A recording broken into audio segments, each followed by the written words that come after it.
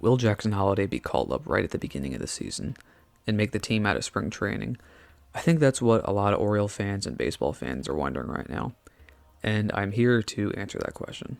Now, if you don't want a long-winded answer, which I'm going to give, I'll just straight up give my opinion right now, and I will say, as someone who's looked a lot into how prospects work and who's been a super fan of the Orioles for a long time, I will say I think the answer is no. And if you want an analysis, then here I go. Now, I think a lot of people are probably wondering why this is even a question.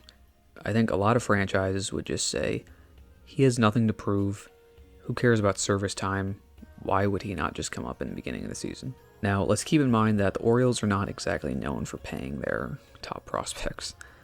Or I should say, their best players. Manny Machado, he walked.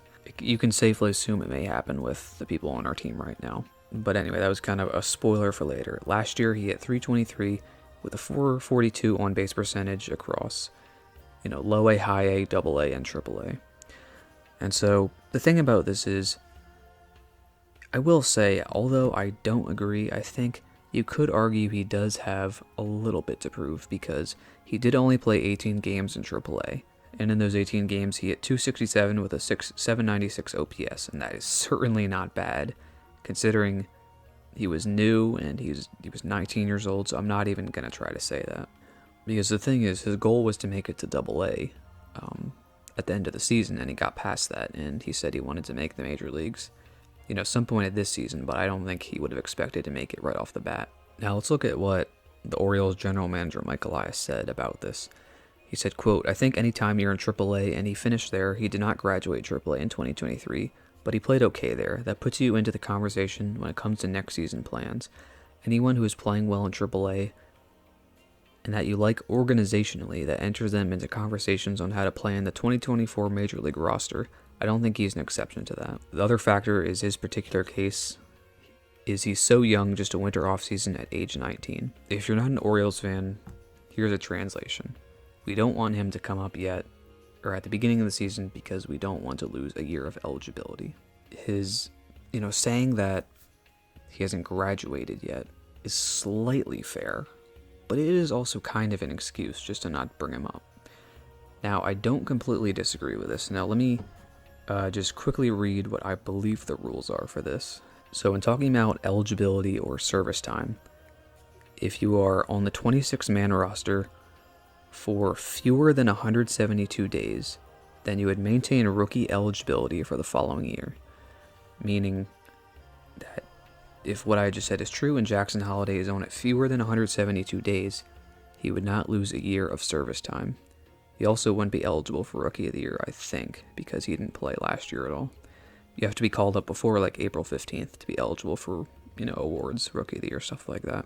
And I know that a lot of people say that this stuff is bad for baseball, and I don't know how I feel about that, honestly, but as an Orioles fan, I honestly do agree with keeping him, keeping the service time as much as possible, and this is why. Like I said, and as everyone knows, the Orioles are not known for spending money, and Jackson Holliday's agent is Scott Boras. He's also looking to be a superstar player. The chances that we extend him is low.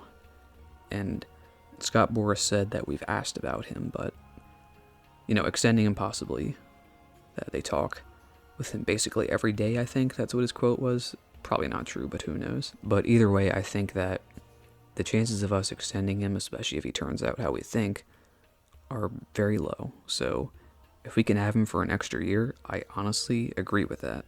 We'll be fine. We won 100 games last year.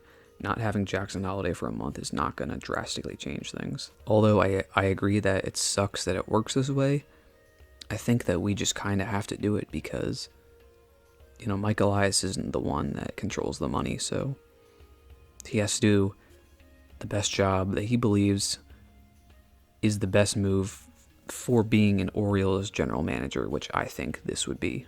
And we haven't been exactly known for rushing our prospects. And again, this would not be rushing. He's clearly ready, but Adley didn't come up until 2022 in, I think, May it was, and he obviously could have came up before that.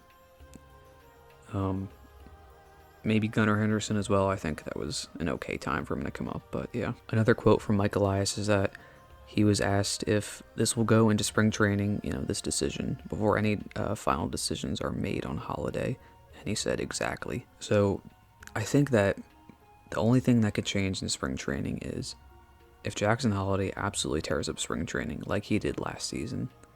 I think there will be more pressure. But that being said, this is a general manager who traded away Trey Mancini in 2022 and Jorge Lopez, so I don't think that he exactly is going to succumb to that pressure. And also, Jackson Holliday is a very humble guy. He's not going to yell and scream or anything like that. He'll be okay. He knows that he's going to come up soon. So anyway, that's basically my somewhat quick analysis. Based on everything I said, I just don't see it. And I think that it would be a smart move for the Orioles to keep him down for a month and a half or whatever it is. As bad as that may sound to fans of other teams, we just don't have the resources, or at least we're not using them the way other teams do. If I were a Yankees fan, I would just say, whatever, we'll just sign him for $300 million. But as an Orioles fan, I just don't see it. So I think that this is the best path for us to do. So either way, I hope you enjoyed this video. Give it a like, subscribe, all the stuff YouTubers ask. And yeah, thank you for watching and listening.